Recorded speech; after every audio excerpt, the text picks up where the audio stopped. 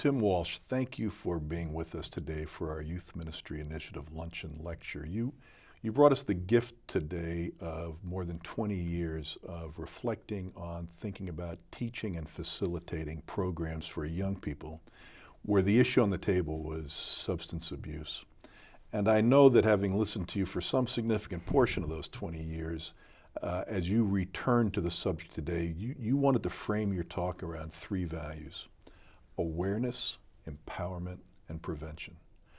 Let's start with the first one. What do you mean by awareness? What do you most want youth ministers to be aware of? Certainly, there are plenty of things that anyone working with youth on the issue of substance use can be aware of and should be. I absolutely believe the most important thing is honest relationship. Through a compassionate understanding that this is part of the human condition. The awareness that a young person, or anyone for that matter, who is experimenting with a substance, it's just a natural curiosity that draws them to that experience. And anything that happens as a result of that initial experience is a natural progression.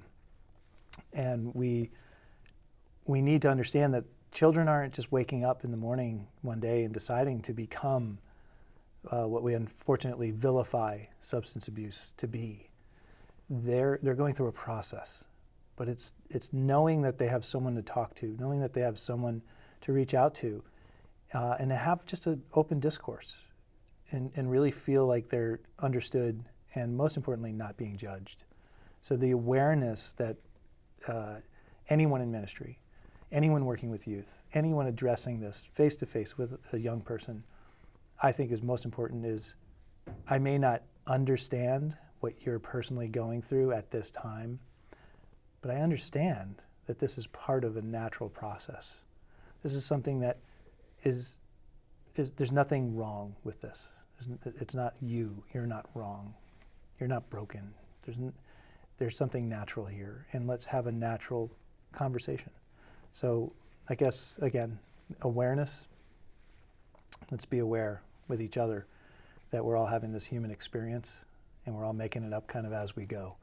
And most importantly, with these substances that kids are getting engaged in, they're just trying to find their own way to perhaps fill a void that substances do, unfortunately, an excellent job of filling.